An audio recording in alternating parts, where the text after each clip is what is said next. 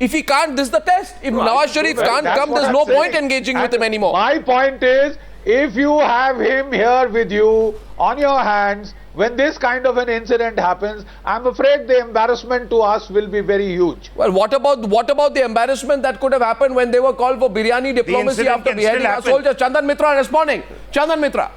Chandan Mitra is responding to General Bakshi. And by the way, we're getting a Pakistan guest lined up in 2 minutes.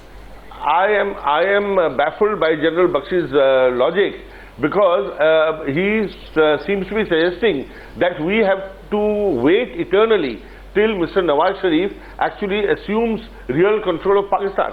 I'm afraid that may take decades. So we we say that we can't talk to him, we can't invite him, we can't talk to any government in Pakistan. Doesn't matter even if it is elect. Yes. No, then no. No, what's it? In all honesty, let us then concede that what we said in the campaign speeches was not sincere. No, I don't. Bakshi, sir. No, 1 second. You're pushing the line, sir. General Bakshi, sir, with respect, this is not about talks. This is not this about is about talks. a simple swearing This in. is to check his intention. This is to check his intent and check his capability to surpass the shadow of the deep state. If he can't do that, then your long-term agenda needs to be doctored accordingly. Precisely. Now completely out of the debate, but trying to come back, Salman Soz. Salman, understand this, because before you start into another round of judgment, the fact remains, please be objective about this, Salman. The fact remains this could well end up being a diplomatic coup for Modi if Sharif accepts the invitation. Because you will recall that Manmohan Singh had invited Nawaz Sharif to come to India at a mutually convenient time after Sharif became Prime Minister in May last year. Subsequently, his advisor Sartaj Aziz and Salman Khurshid have had talks, and Salman Khurshid was hoping that he will manage that summit level meeting to put Manmohan Singh in the reckoning for what he really wanted, which is a Nobel Prize. But Salman Khurshid could not deliver that trophy. Salman Soz could not deliver that trophy for Manmohan Singh, leading to a lot of bitterness at the end of Manmohan Singh's tenure that he could not even achieve that. I'm not talking of the economy, corruption, etc., but even on Pakistan, he ended up being an abject failure. So Salman, I'm just analyzing the situation objectively for you to give you a bird's eye view, of what could be the reason for the bitterness that the Congress party is displaying today on this subject. Don't take it personally, Salman. No, I'm not. Don't take it personally, Salman. No, I don't take it. I'm not taking anything personally, not saying anything against me, but I do kind of wonder about how you speculate about a very decent man, Mr. Manmohan Singh, who was a Prime Minister. Did I say? No, I didn't question his decency. That all he did I questioned his aspiration for a Nobel Prize with candy floss diplomacy, if you may. No, it's not about decency. This is about national interest. Ascribing certain motivations. No, not at all. For the Prime Minister. No, there's no motivation. I'm just saying there was an aspiration for a Nobel Prize. Is there something wrong to have an aspiration for a Nobel Prize? And that was his... No, I'm just saying that, and now, let's forget, after being hypercritical about one Prime Minister, now you're kind of singing praises about wins. I'm saying this is a litmus test. Even before anything has happened. No, I'm saying this is a litmus test of whether or not Nawaz Sharif is worth investing any time or effort in. Are enough for your viewers. I'm just drawing a contrast for why are you getting so riled up? But having said that, no, why are you getting riled up when we are talking? I'm not getting. Rashid Qureshi, welcome from Islamabad. I'm just giving your viewers. I'm giving your viewers. Rashid Qureshi, General Rashid Qureshi, good evening and welcome. The contrast here. General Rashid Qureshi, good evening and welcome. Good evening. Now, Maruf says something, and we are still expecting Brigadier Javed Hussain from Karachi, Zafar Ilali from Karachi in a minute. Rashid Qureshi, I want you to answer Maruf Raza. Maruf makes an observation.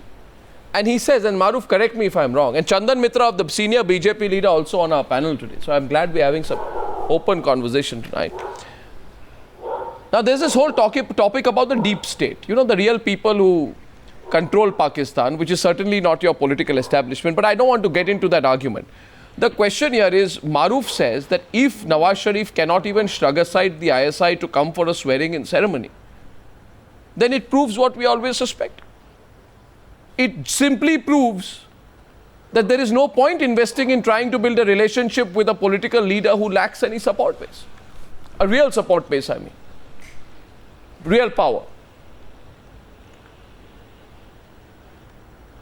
Can I answer that? Yes, Jen Qureshi. Okay. In my opinion, now what one must understand that I shall be giving my opinion here. Yeah. I think from the Indian side, it was a good gesture and move to invite Nawaz Sharif for the swearing-in ceremony. Right. And I think Pakistan needs to respond. Yeah, hear And that. I have a feeling that Nawaz Sharif will attend. That's just my assessment or my feeling. I have heard today what the Foreign Office has said, and frankly, I'm not aware of what reasons they have for saying what they've said. In my opinion, I think, whether you believe it or not, frankly, Pakistan has been trying to have good or better relations with India for a long time. And I'm talking about, I'll take you back to Pervez Musharraf's time. There's a realization, I think, in both countries that it is time that India and Pakistan developed a relationship as good neighbors. We've had a history. It's been bitter. But I think it's time, and I think the government must feel that it's time for India and Pakistan to realign themselves, having All that closer fine, but relations General, with why each is it other. taking so long? Yeah, Chandan Mitra, what brings the so long? discussion back with a straight question to our guest in Islamabad, Why Chandan is it Mitra, taking senior so long? BJP leader, member of parliament, throwing a question at you, General Qureshi. Yes, Chandan Mitra. How long does it take to decide whether the Pakistan Prime Minister will take a 1 hour long flight, come to India, attend the ceremonial function, have a cup of tea and go back? Yeah. No, it's such a, when you look at it from outside, it's such a simple matter. How many people does your Prime Minister have to consult before he can take a decision? 2 people, the army chief and the ISI chief. Yeah, anyway. Sir, Right? I don't think what you're speculating is the reason why there's a delay. I think, in my opinion, that the government of Pakistan takes into account whatever reputation Mr. Modi has had in the past. What are you where saying? There's been bitterness. Now, however, No. India I has think it's selected and chosen their prime minister. It is India's responsibility, and it is entirely your choice. But Pakistan, as a neighbor, needs to develop relations with India, whoever the prime minister may be. And I Precisely, think that is the that point. choice should be left to No, the so a Indians. very big admission tonight should that be some left to political the- factors are coming into the play. I think Rashid Qureshi is revealing something. That's It's a right. very big admission. I thank Rashid Qureshi for his candor and his honesty, because he's saying that the Prime Minister of Pakistan is coming under pressure from political forces. May I ask you, General Qureshi, who are these political forces? Kindly enlighten I us. haven't said that. I hope You it see, is not that terrorist, from the Lashkar-e-Toiba. If you if you really want to put words in my mouth, then No, I I'm guess not. I mean, what you're doing I'm is the right understanding what thing. you're saying. I have not said that the Prime Minister of Arnab, can I Pakistan come in, has please? come under No, 1 political second. pressure. General Qureshi, Maruf wants to put some perspective in. 1 second, Maruf. Sure. General sir, please, I've heard you out. I think you've made some very Ji, good sir. points, and there's very positive stuff coming out from you. But let me put in 2 or 3 other issues. I was reading a very interesting piece today in the Indian Express by Khalid Ahmed, who I respect greatly. I think he's one of the most sensible commentators from Pakistan. And he's made 3 very interesting points. One is, the army apart, is a strong political constituency in Pakistan which thrives on anti-Indian rhetoric or whatever it is. Your interior minister being on the forefront as one of the names that is being mentioned. The second is, your media tends to echo some of the negativism that has come out of the Indian media, and therefore they have built this demon of Mr. Modi in their mind based on some information they've got from here, and they are basically prodding your political establishment not to go forward in any relationship with India. And finally, and most importantly, those people that we want in India, whether it's Hafiz Saeed or Dawood Ibrahim or whoever, who are internationally sought after, yes, they are walking around freely in Pakistan. This is obviously something which is a matter of great a concern to us and embarrassment to your establishment. But I think the bottom line is that if Mr. Nawaz Sharif can ride over all that for the time being and come to India, I think he is a historic opportunity to move the relationship forward on the lines that you're talking about, But if he is held victim and suppressed by the military establishment, of which you are also a part of, and you know how the ball rolls out there, then I'm sorry, then Mr. Nawaz Sharif's tenure will be based on more promises about goodwill with India, but nothing on ground. Hear that. Now Rashid Qureshi will respond to that, but I also welcome Zafar Ilaili. I also welcome Brigadier Javed Hussain from Karachi. You see, this is a very interesting situation, Zafar Ilaili, right?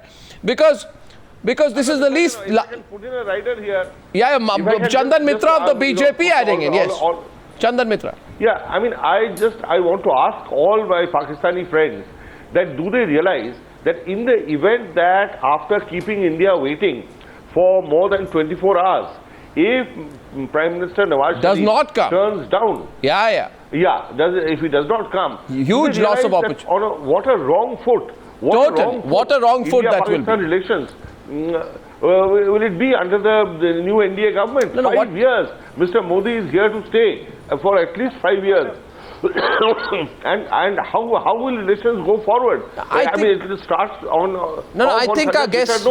I think the guests from Pakistan have realized they can't afford to do that. Salman, I want to go to Karachi. I think our guests from Pakistan have realized. Yeah, but very briefly, I know Mr. Chandan Mitra, I'm sorry, I don't get, today there's a satellite problem, I think, but I don't get everything. But Mr. Chandan Mitra seems to be almost pleading with Pakistan to send Mr. Nawaz Sharif. Sorry. He's not pleading. I'm sure they're looking at it.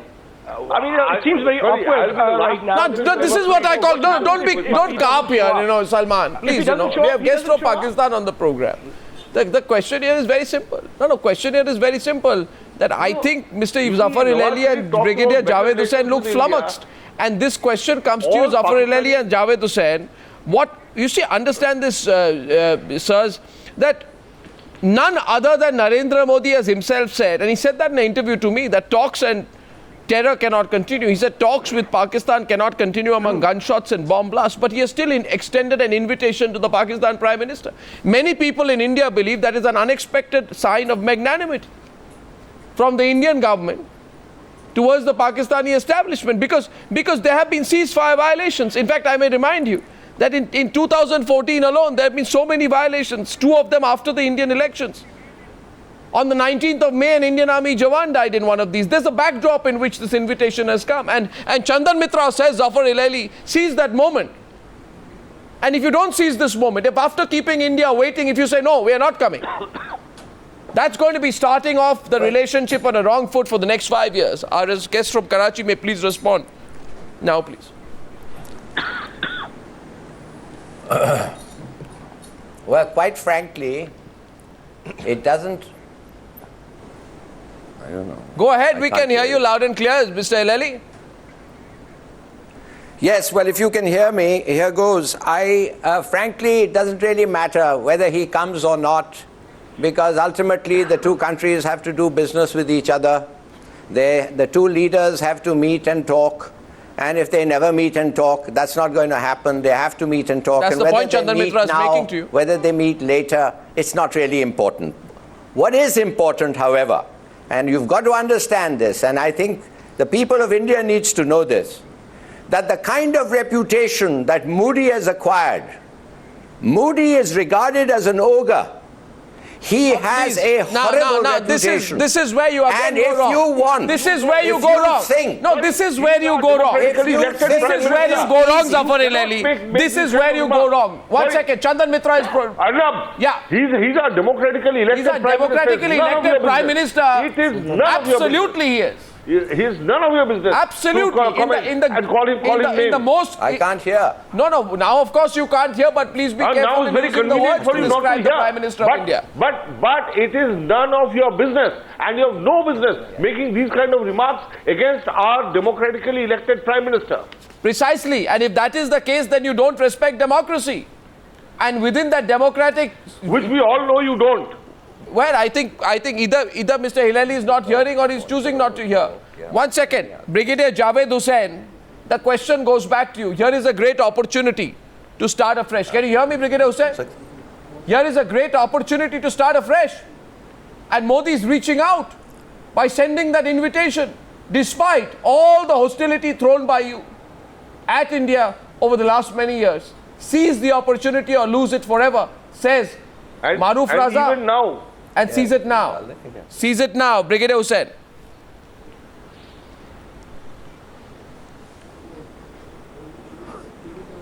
Now I can't hear him. I don't think Brigadier Hussain can hear. Okay, we'll try and reconnect, but I'm sure Rashid Qureshi, you heard that. Seize the Yes, opportunity. All our guests are virtually saying that to the Pakistanis. Seize the opportunity and seize it now, because it may not come back again.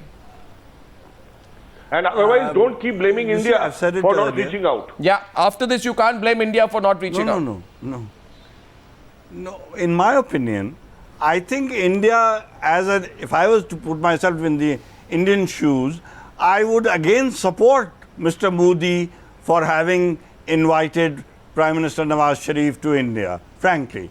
And now putting myself back into Pakistani shoes, I'm telling you, in my opinion, I think Mr. Nawaz Sharif is likely to go to India. I cannot obviously state with authority because I am not part of the government and I have no special information on this, but I think that he will. And what Mr. Hilali said, that India and Pakistan are neighbors. We cannot deny that. That's not what Mr. Hilali said. We have to have good relations. That's not what Mr. Hilali said, by the way. In my opinion. That's not what Mr. Hilali said. What he said was... No, what we are asking you is your Prime Minister, does your Prime Minister have the ability, the spine and the independence to take a decision on his own? You can't cover it up, Rashid Qureshi, by questioning Narendra Modi at a personal level. You can't do that. You can say... I am not covering up anything. You can say, Maruf, will it be better?